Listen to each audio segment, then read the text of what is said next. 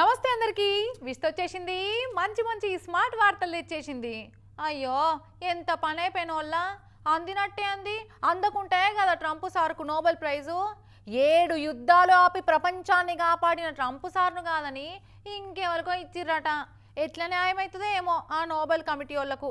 సరే ఆ ముచ్చట ఇంకింత డీటెయిల్ గరుచుకుందాం. కానీ ముందుగా ఏం చేద్దాం,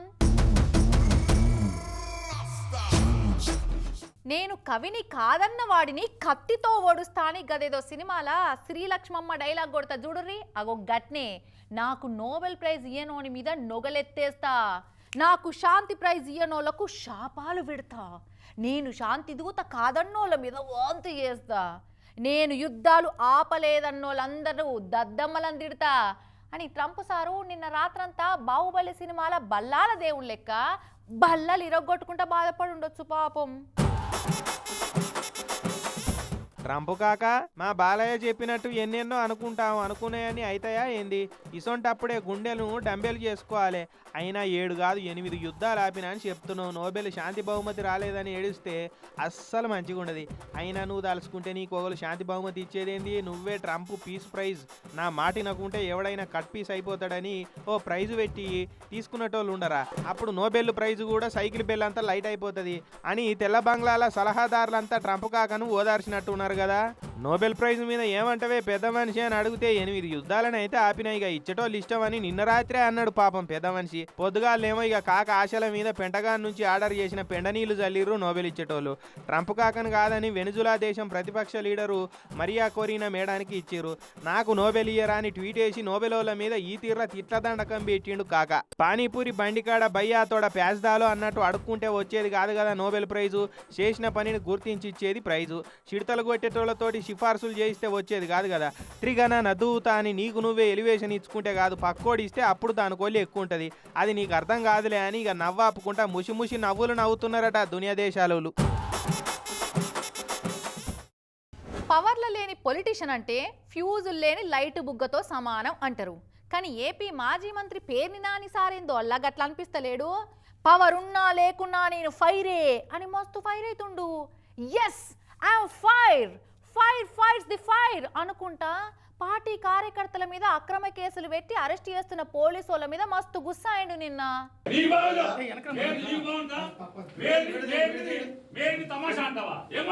ఇక చూడుర్రి పేర్ని నాని సార్ ఎట్లా ఫైర్ అవుతుండో. మచిలీపట్నం బందర్ పోలీస్ స్టేషన్ కి వచ్చి అక్కడి సిఐ గారి మీద ఫైర్ అయిండు గిట్లా.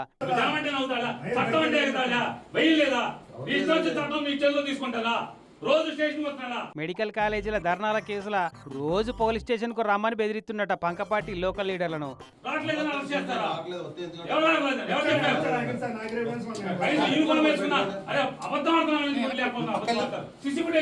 పోలీసుల భయానికి రోజు వస్తున్నా పట్టించుకుంటలేరట.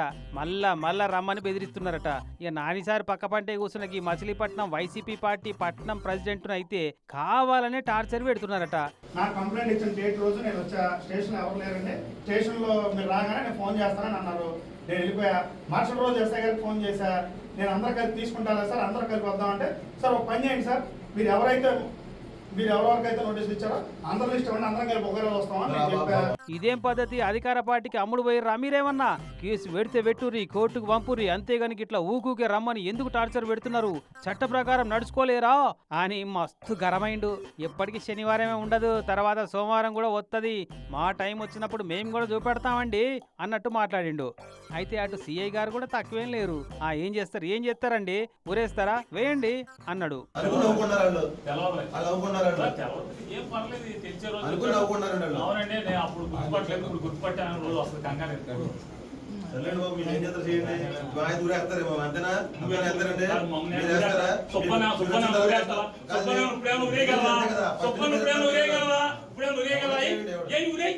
నాని సారు తీరు చూస్తుంటే కొత్త నోట్బుక్ తెరిచేటట్టే ఉండు, పేరు నోట్ చేసుకునేటందుకు.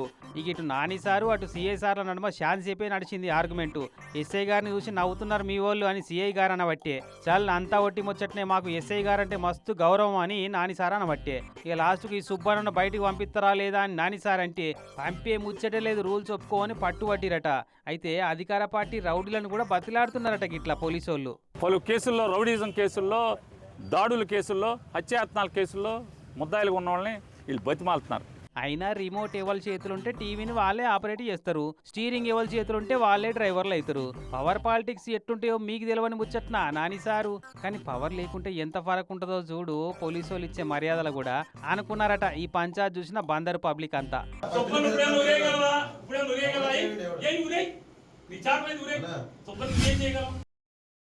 తెలుగు రాష్ట్రాల్లో టెక్నాలజీకి బ్రాండ్ అంబాసిడర్ ఎవరు? హైటెక్ టెక్నాలజీ అంటే అందరికి టక్కున యాదకొచ్చే పేరేంది? ఏఐ, క్వాంటమ్ కంప్యూటర్ అనగానే కనిపించేట ఆయన ఎవరంటే ఏం చెప్తారు? అందరూ ఏపీ సీఎం చంద్రబాబు సార్ పేరే ఏకగ్రీవంగా చెప్తారు. ఎసోంటి టెక్నాలజీ అయినా కూరల తగినంత ఉప్పేసుకొని వాడినట్టు వాడుకున్నట్లా సారు తర్వాతే ఎవరైనా.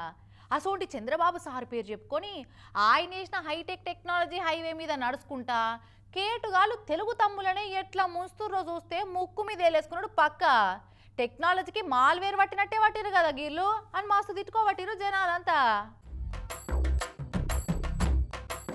ఏపీ సీఎం చంద్రబాబు సార్ వేసిన హైటెక్ టెక్నాలజీ హైవే మీద నడుచుకుంటా సారు తెచ్చిన స్మార్ట్ ఫోన్లో సారు ఫేస్ చూయించే సారు పార్టీ తమ్ముళ్ళనే ఆర్పారు దోషిరు కదా.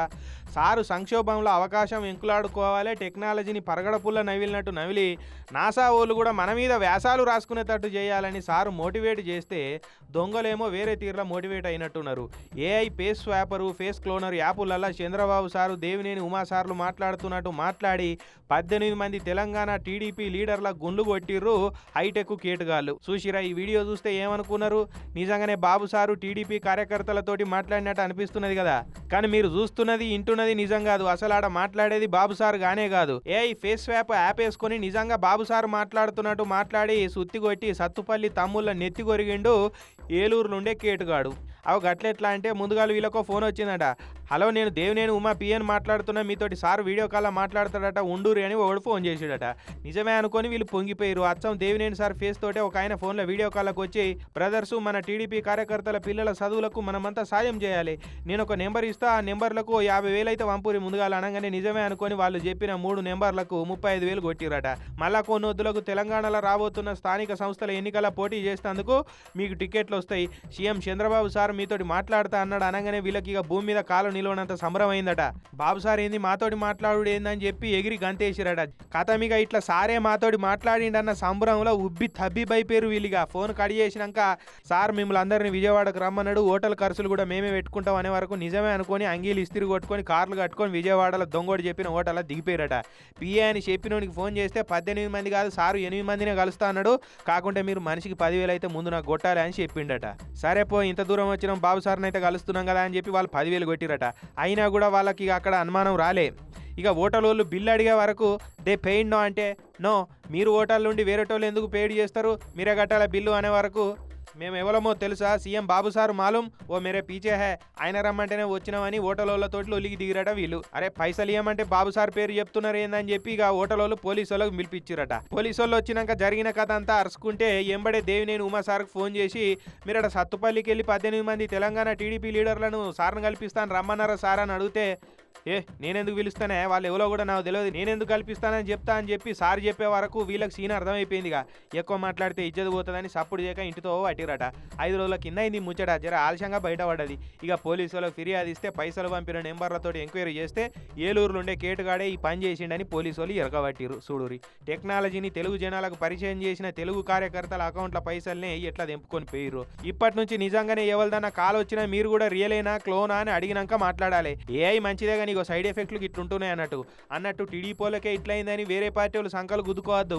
ఇవాళ వీళ్ళకైంది, రేపు మీకు కూడా ఇట్లనే అవుతుండొచ్చు. పైలం మరిగా కొంతమంది ఎట్లుంటారంటే అందరు చేసిన పని అసలే చెయ్యరు, ఎవ్వరు చేయని ఎరైటీ పని చేసి స్పెషలైజేషన్ చూపించుకోవాలని కోరుకుంటారు. సరిగ్గా అసోంటి దొంగోడే ఉన్నట్టున్నాడు ఏపీ ఎన్టీఆర్ జిల్లా జగ్గయ్యపేట పోలీసు వాళ్ళకు పట్టుబడ్డ ఒక ఎరైటీ దొంగోడు. పైసలో, బంగారమో, ఎండో, బట్టలో, బాసన్లో, బండ్లో, కార్లో కనబడ్డా అసలు కొట్టేడట. మరి ఇంతకు ఏం కొట్టేస్తాడంటే ఇక చూడుర్రి, వాడు కొట్టేసి ఆ స్పెషల్ ఐటమ్.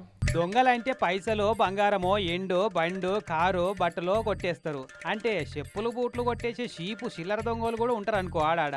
అయితే జగ్గయ్యపేట పోలీసు వాళ్ళు పట్టుకున్న ఈ పచ్చ టీషర్ట్ దొంగోడు మాత్రం గ్యాస్ సిలిండర్లు మాత్రమే కొట్టేసే స్పెషలిస్ట్ దొంగోడట. ఇక చూడు, కొట్టేసిన గ్యాస్ బుడ్ల నడుమ గొబ్బెమ్మను పెట్టినట్టు ఎట్లా కూర్చోబెట్టిరో.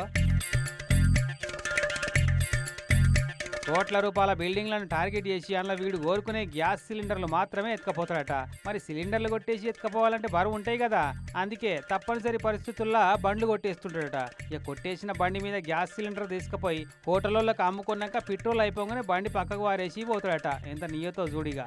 మరి తులాల బరువు ఉండే బంగారం ఏంటి పైసలు కాదని కిలోల కొద్ది బరువు ఉండే ఈ గ్యాస్ బుట్లు ఎందుకు నచ్చుతాయన్న లాజిక్ మాత్రం తెలియదు. గ్యాస్ సిలిండర్లను చూడంగానే వీనికి గూస్ బంప్స్ వస్తాయో ఏం పాడో. ఇంతకు ఎట్లా పట్టుబడ్డాడంటే 5 ఇళ్లలో ఇంటి వరండాలో పెట్టినటువంటి గ్యాస్ సిలిండర్లు పోయినాయని నిన్న రిపోర్ట్స్ చూడడం జరిగింది. వచ్చిన వెంటనే డివిఆర్ కాలనీలో ఉన్నటువంటి సీసీ కెమెరాలన్నీ కూడా పరిశీలించగా ఈ దృశ్యాలన్నీ వాటిలో నిక్షిప్తమై ఉండటం వలన గంటల వ్యవధిలో ఈ సీసీ కెమెరాల ద్వారా ఈ నేరం చేసినటువంటి మామిడి శ్రీకాంత్ అనే వ్యక్తిని పట్టుకోవడం జరిగింది. అది ముచ్చట. జగ్గయ్యపేటలో 500 సీసీ కెమెరాలు ఉన్నాయట. ఈ ముచ్చట తెలవకొచ్చి పట్టుబడ్డాడట ఈ మామిడి శ్రీకాంత్ అనే సిలిండర్ స్పెషలిస్ట్ దొంగోడు. అన్నట్టు 3 ఏళ్ల కిందట కూడా సిలిండర్ దొంగతనాల కేసులే పట్టుబడి 9 నెలలు జైలు నుండి బయటపడట. మళ్ళొచ్చిన దొంగతనాల స్టైల్ అయితే మార్చుకోలే. తాగుబోతులకు మందు చూడంగానే తాగాలనే ఫీలింగ్ వచ్చినట్టు ఈ దొంగోనికి సిలిండర్లను చూడంగానే అది కొట్టేయాలని చేతులకు షివరింగ్ వచ్చే వీక్నెస్ జబ్బుగిన ఉందో ఏం పాడు అని నవ్వుకుంటున్నారట ఈ ముచ్చట ఎరుకైన జగ్గయ్యపేట జనాలంతా. రంగారెడ్డి జిల్లా అబ్దులాపూర్ మెట్కాడున్న బ్రిలియంట్ ఇంజనీరింగ్ కాలేజ్ పేరులా బ్రిలియంట్ అని ఉన్నది కానీ సెక్యూరిటీలో మాత్రం మస్తు అంటే మస్తు డల్లున్నదో వల్ల. ఇంజనీరింగ్ పిల్లగాళ్లకు అందులో థియరీ క్లాసులు చెప్తే దొంగలేమో ఏకంగా సొంత ప్రాక్టికల్స్ చేసుకొని డిస్టింక్షన్ల పాస్ అయిపోయిర్రట. ఇక కథ ఏందో వరుసుకున్నదాం పారి. బ్రిలియంట్ ఇంజనీరింగ్ కాలేజ్ అని పేరు చదివి అవురాబాయ్ మేము కూడా బ్రిలియంటే అందుకే మీ కాలేజీకి వచ్చినామని కాలేజీలు ఉన్న ₹1 ఎత్తుకపోయినట్టున్నారు దొంగలు. మెమోలు సర్టిఫికెట్లు ఆల్ టికెట్లు ఉండాల్సిన కాలేజీల ₹1 నగదు ఉండుడేంది. అది ఇంజనీరింగ్ కాలేజా బ్రో లేకుంటే lunch time of India bank బ్రాంచా? క్యాంపస్లో ₹1 ఉండుడేంది దొంగలు కొట్టేసుకొని పోవుడేందంటరా. గదే ఎవరికి సమజ్ అయితలేదు కానీ కాలేజీలను అయితే ₹1 నగదు దాచిరని చక్కెర ఉన్నదని చీమలు పసిగట్టినట్టు దొంగలు ఎట్లా పసిగట్టిరో కానీ రాత్రికి రాత్రి వచ్చిర్రు, రూమ్ తాళం బలగొట్టిరు, ₹1 దంచుకొని పోయిరు. మళ్ళీ ఈ కాలేజీ అధికార party leader cum Kalwakurthy MLA Kasireddy Narayana Reddy సార్దే. అధికార పార్టీ లీడర్ కాలేజీ అని తెలుసుకొని వచ్చిరో లేకుంటే ఫీజులు బాగా వసూలు అయిపోయినాయి, క్యాష్ దండిగా ఉన్నదని వాసన చూసి వచ్చిరో కానీ మొత్తానికైతే బ్రిలియంట్ ఇంజనీరింగ్ కాలేజీలో వచ్చిన పనిని బ్రిలియంట్గా చేసుకొని పోయిరు.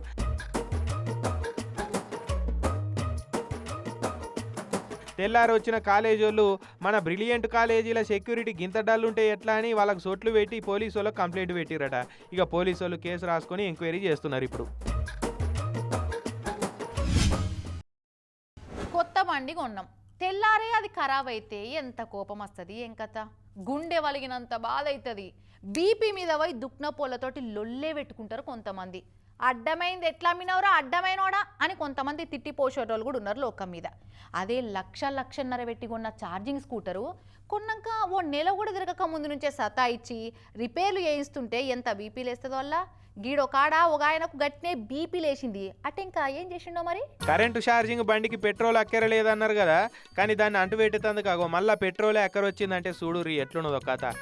తాక్కొని పోయిన కాడ దయ్యం పట్టినట్టు పెట్రోల్ రేట్లు భరించవశం అయితే లేవని కరెంటు ఛార్జింగ్ బండ్లు అంటే అవేమో బెండ్లు తీయవచ్చే. ఇట్లా దుఃఖం లేనోడు బర్రెను కొనుక్కున్నట్టే అవుతున్నది కొంతమంది ఈవీ స్కూటర్లు కొన్నోళ్ళ కథ. గుజరాత్ పాలన్పూర్ కాడు ఉండే ఒక ఆయన భార్యా పిల్లగాళ్ళతోటి బండి మీద పోతుంటే హ్యాండిల్ రాడు అమాతం విరిగి కూలబడ్డదట. ఏం పడేదాన్ని ఆటోలు వేసుకొని షోరూమ్కు పట్టుకపోయిండట. సర్వీస్ సెంటర్కి పోయినప్పుడల్లా స్పేర్ పార్ట్లు ఇంకా రాలే, బండి ఇంకా రిపేర్ కాలే అని చెప్పి మళ్ళా గదే పిచ్చకథలు చెప్పి పంపుతున్నారట. ఇక బండి అనకు వశపడలే. బయటకు వచ్చి ఆ బండి షోరూమ్ ముంగట్నే బండి మీద పెట్రోల్ పోసి బర్రు అని అటు పెట్టిండు. ₹1,50,000 పోసి కొన్న బండిని నెలల సంది షోరూమ్లలో పెడితే ఎవరికైనా ఎంత కోపం వస్తుంది ఏం కథ. బండ్లు అంటగట్టుడే కాదు, కొన్నాక రిపేర్కి వస్తే సర్వీస్ చేత కానప్పుడు బండ్లు అమ్మనే అమ్మద్దు, మందిని ఇట్లా తిప్పలు పెట్టదు. మనం పైసలు పోసి కొనాలే, మళ్ళీ మనమే నెత్తి వల్ల కొట్టుకోవాలంటే ఓలమ్మో ఏందిది అని బండి అన్న మస్తు గరం అవుతున్నాడు. అయితే ఓలమ్మో అనుకుంటా ఛార్జింగ్ బండ్లను తలగబెట్టుడు ఇదేం ఫస్ట్ ఏం కాదు. ఇదివరకు మస్తు మంది బీపీ లేచి గిరే పని చేసిరు. కర్ణాటకలో అయితే ఒక ఆయన షోరూమ్కే నిప్పు పెట్టిండు, చెప్పుల దండలేసి ఊరేగిచ్చిరు. అయినా కంపెనీ వాళ్ళు సిగ్గులేదే జీడిగింజ అంటే నల్లగున్న నాకేం సిగ్గే అన్నట్టు ఉంటురు తప్ప మంచిగా రిపేర్ చేసి చేతికి ఇచ్చింది అయితే లేదని ఓలమ్మో అని మొత్తుకుంటున్నారు ఛార్జింగ్ బండ్లు కొన్న కొందరు. ఇవాటి స్మార్ట్ వార్తలు రేపు మళ్ళా కలుద్దాం. అప్పటి వరకు ఏం చేస్తారు చూస్తూనే ఉండుర్రి TV9.